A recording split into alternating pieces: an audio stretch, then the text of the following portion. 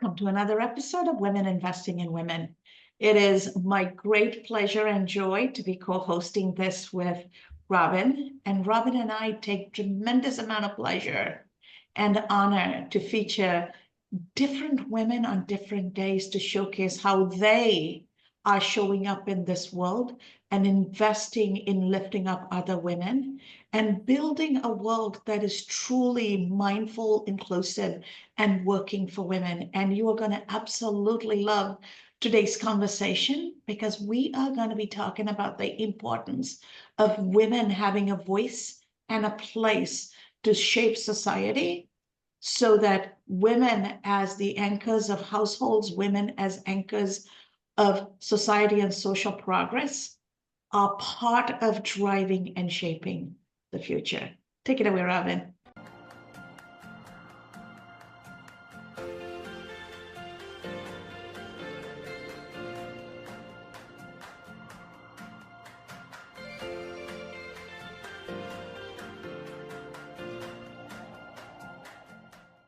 Absolutely. I am so thrilled to have Lisa Halverson with us today.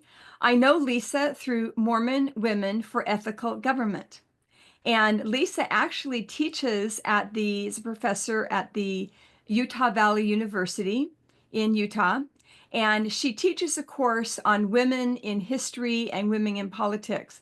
And even though you don't teach the course every semester, when I saw that title and we were wanting to have someone to talk about women in politics, given all the turmoil that's happening in the United States, I thought, oh my gosh, you'd be a great guest. So tell us how it is that you began this course with women and politics, women in history, what guided you in that direction, and just some input along those lines to get us started. Great. Yes, in some ways, teaching this class came indirectly from my involvement in MWEG, Mormon Women for Ethical Government. In my work with MWEG, I've worked with them for about 8 years, and sometimes I'm a researcher and a writer, and I would sometimes be writing these papers about the principles of ethical government. And as I looked to American history to find examples of women, pushing for ethical government, as I looked for examples of people pushing for ethical government, I often found women. And I wanted to find women because we were a women's organization. And so in some ways that work prepared me when I started at Utah Valley University a little over 3 years ago, and was told that I would get to teach one class a semester. So I'm not teaching the normal 3-3-1 load or something like that, but my work is to teach one class a semester, but also to work with K-12 teachers who want training in civics. My work is to support conferences and other things that the Center for Constitutional Studies puts on.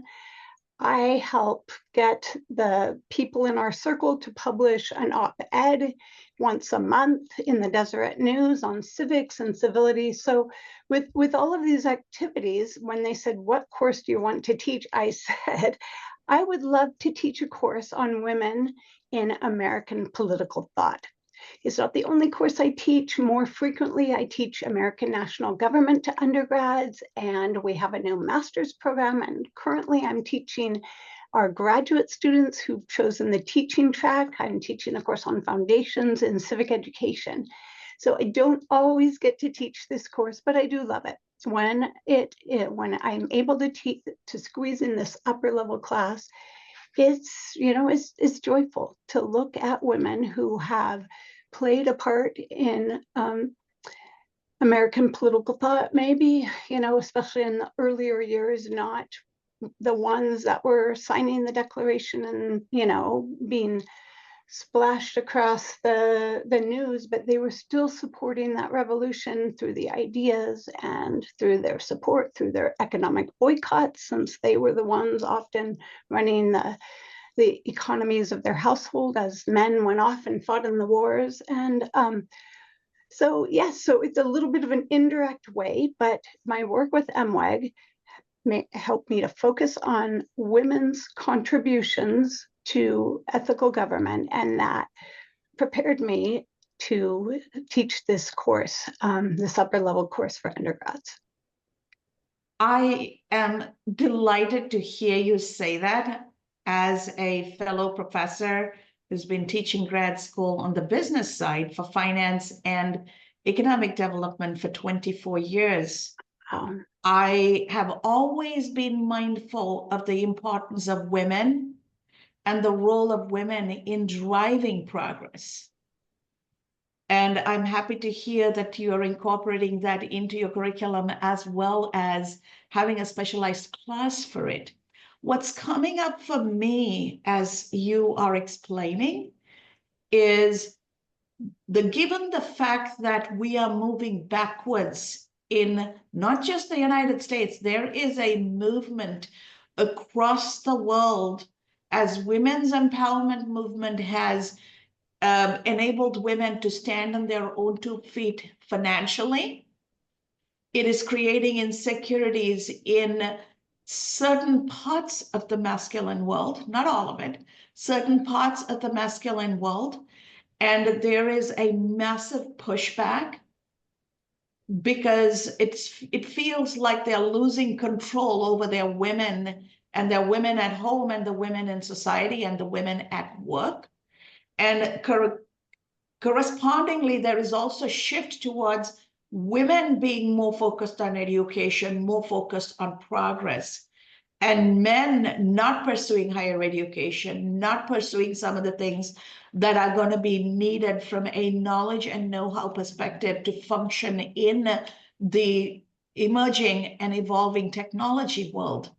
So as all of these things come together, where do you think we're headed, and what can women do to walk that walk? Because they still have to exist in society, still has to function, still have to function in the rulemaking of a masculine world.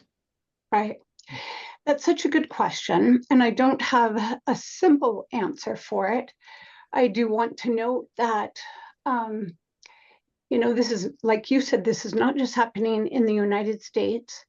If I have a master's degree in modern Israeli and Palestinian history. So I studied, modern Jewish history in Europe, in the Middle East, and studied the peoples of the Middle East. And Egypt, Iran, these countries, if you looked at the women in these countries in the 1950s and the 1960s, you would have seen them dressed like American women, like Western women, and getting education. And we have moved back, and so it's happened in countries where women now, and some of them say that they are doing it so that they are considered not just for their beauty or their looks, but the hijab and the traditional clothing is not something that they were necessarily doing 50 years ago. But and so I just want us to recognize that in our country too, forward progress isn't always assured. We can step backwards. And while I don't have the exact perfect answer for how we stop that backward progress, I just know that our female voices are the voices of women need to be heard. They should be heard. This is something that MWIG does quite a bit of. And in fact, it's because I started writing op-eds under MWIG that then when I got this job at Utah Valley University, I said to my team, why aren't we writing op-eds about, constitutional law and civics and civility in government and all of these things? So fortunately, I found that voice, found that I liked publishing in that way. I wondered if it was because of a recent op-ed that I wrote that you guys contacted me, that Robin contacted me. So I think that women's voices need to be heard, they need to be recognized, they need to be honored, and we women need to be putting our voices out there, whether that means that we are calling our members of Congress every week, whether it means that we're writing a letter to the editor or writing an op-ed, whether it means that, in our involvement in our children's school or in our community, that our voices are being heard. And we need to say when we don't think that this is the proper way for our government to run, that it's not the proper way for us to behave to our neighbors with the incivility and the partisan, the hyper partisan divide. For all of these things, women's voices would help create greater peace, greater ethical behavior, all these things. We need women's voices out there. And I think that when we look back historically, everybody knows Abigail Adams told John Adams to remember the ladies as he was working, in the American Revolution. And did he provide for women to have the vote? No. But we know that she was interacting, that she could hold a very high-level conversation about all of the issues that the revolutionaries were fighting for. She was not sitting at home knitting. She was corresponding with but with several men who were part of that revolutionary effort, and contributing her thoughts to their thinking and her support to their actions. Mm-hmm. Yeah, I'm loving what you're saying, women's voices being out there. What do you think is one of the main hindrances to women voicing? I see it, there's men silencing women's voices. We all know that happens. But also, to what degree are women silencing themselves? Yeah, I definitely think that can be an issue. I know that we see it. I've surrounded myself with women who usually will make their voices heard. So sometimes it's, who are you looking to for your models? And that when we surround ourselves with women who are making their voices heard, we women are more likely to make our voices heard. Sometimes it's just knowing what to do, how to do it. When I first started working with MWEG 8 years ago, I don't think I'd ever called my members of Congress. And I don't really like making cold calls. Back when I was an undergrad, I went to Israel for a summer and did research on contested religious sites. And my very first day in Jerusalem, I sat on the floor next to the phone. This is pre-cell phone, I sat on the floor next to the phone, and it took me a couple hours to get up my courage to make a call. As I practiced, I got better at it. Well, the same was with calling my members of Congress. Using something like, I used 5 calls a lot. It's kind of had this resurgence of attention lately, but that's what I used at first to give me some prompts, like, what can I say? And then I haven't used it for 4 or 5 years because I know how to make my voice heard. I have seen examples. Like I said, I didn't really write op-eds until 6 or 7 years ago, and I saw examples, and so I said, I'm a good writer, I can do that. And women helped me improve my writing. So I think one thing is just being supported by other women who are also speaking up. Because when we see those examples, and then when we maybe shadow them for a little bit until we feel confident enough to speak up on our own, that can give us the courage, but not just courage. I might be very courageous. I feel like I was very courageous when I sat on the floor for 2 hours getting my courage up to make the phone call, But we may feel courage, but until we know how to do it, it's intimidating. I hear you, and that is an interesting introspective perspective drawing from your own experience. And true, women are raised in a way that they have to check themselves before they speak up. But we also have a different phenomenon. For as much as there are women who are comfortable speaking for ethics and morality and social justice, there are equal number of women who do the opposite. We are 51% women. If every woman, even if she didn't speak out, if she went to the ballot box and spoke her self-interest by just a single action, we wouldn't be here today. So what do we need to do for women to understand the needs of women and truly come from a place of compassion and empathy, because our enemy is within.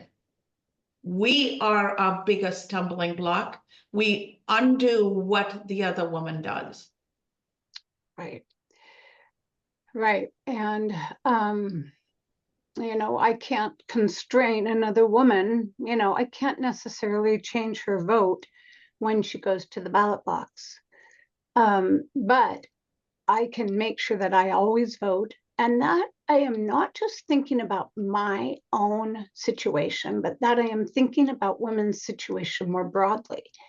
That you know, I think this is part of being a responsible voter. I think it's part of being an ethical voter. I think it's part of being a, you know, a voter who is not thinking only about her own pocketbook, but also thinking about the rights of women more broadly, the needs of women more broadly.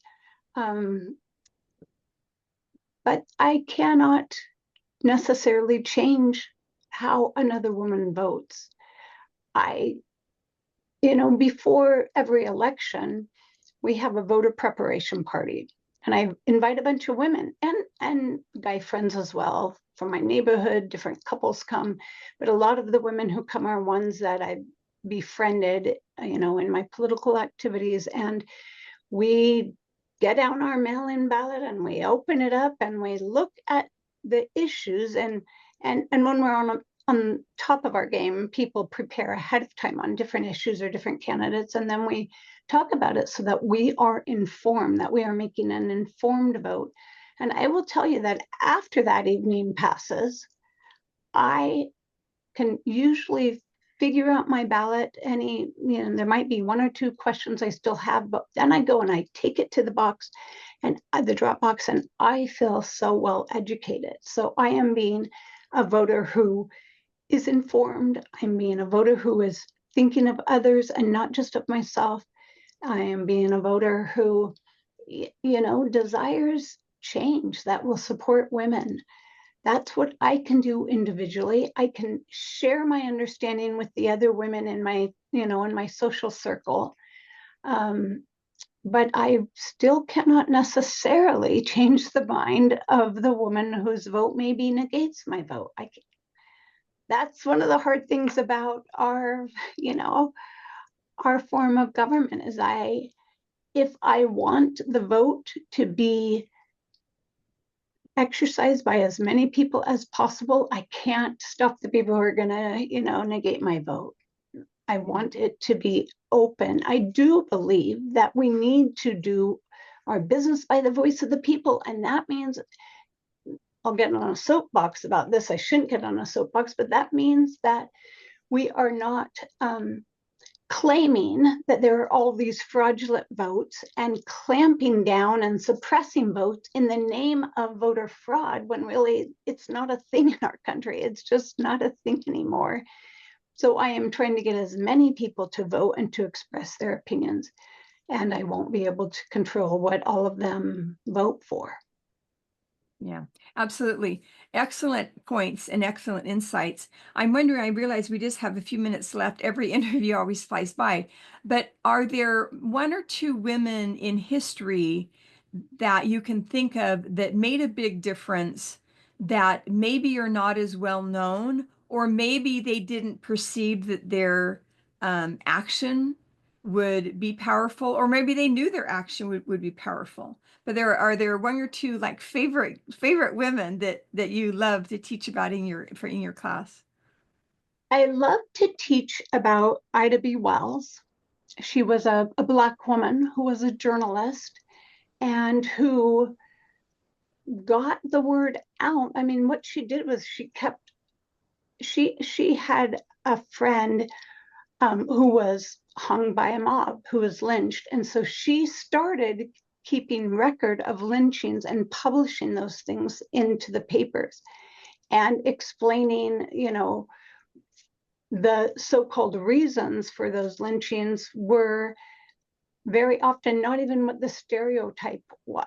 You know, the stereotype was like, well, Black man was lynched because he raped a woman. That was maybe 20 to 25% of the lynchings that were happening. They even claimed that. And was that claim truthful? Probably very often not. But she published, and she was a brave journalist who got truth out there. And so I always like to teach about her. There's a couple of other women who were Black women who were important educators of that day, Anna Julia Cooper and Mary Church Terrell and Ida B. Wells. I love to teach about those women operating kind of, I mean, they were pretty much contemporaries of one another. And my students often don't know that, and they often don't know the historic facts about where lynching came from. And so I love for them to see that these women were educated. They were, I mean, sometimes Mary Church Terrell, white men tried to suppress her ability to lead the school in the way that she knew that they should be led. But these were brave women, and these were women who were trying to change the situation for Black Americans of their day. And, you know, 100 years later, even a little bit more than 100 years later, we are still, I think we still benefit, and we could learn a lot from them if we knew more about their histories.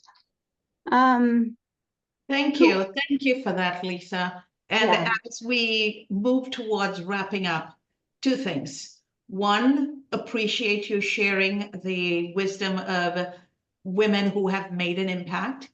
And we're dealing with a scenario where voting is going to be based on your birth certificate matching your driver's license, which is going to be a problem for most conservative women who've taken their husband's name. Most liberal women don't take the husband's name, so it is going to be affecting the people who are putting the rules in place without even thinking. And then also women needing to understand that even something like DEI, financial accessibility, all of this came for women much later, after people of color, right? So sometimes when we make decisions, we're thinking it's only affecting other people, but it affects us. So everybody understanding what affects somebody else affects me is the key. And I love that you've incorporated that into this conversation. How can people get a hold of you? Just take a minute and share that with our audience, and then we will go into wrap up. How can they reach me? I'm at Utah Valley University, so they can always reach me at my work email. That is, you want me to give the email? Is that, no? I'll share it. Okay. Oh, you'll share it later. Okay, great. Yes, definitely do. I would love to hear from your audience members. If they've got any further questions, please send them on. Perfect. And we will make sure we share your university website so that if they want to go and look up and maybe even register to audit your class when you're offering, we can make sure we do that. So be sure to send that our way. Okay, And thank you. this has been an amazing conversation, but an important conversation. And Yes. as we wrap this up, the message to our audience, as women, we have a mutual responsibility to protect and lift each other up. And that starts with our individual well-being from a mind, body, spirit perspective. And let's make sure that we work together to make that possible. And when we judge somebody else, what we don't realize is we are putting ourselves on that judgment table. And it is going to come back to haunt us too, because whether we like it or not, we're all women. We're impacted by the same thing, whether we believe that to be an impactful thing or not. So keeping that in mind, let's continue to lift each other up. Let's amplify voices and truly understand that what may be right for one person may not be right for the other. And what is the best thing for us collectively is the ultimate question. Thank you.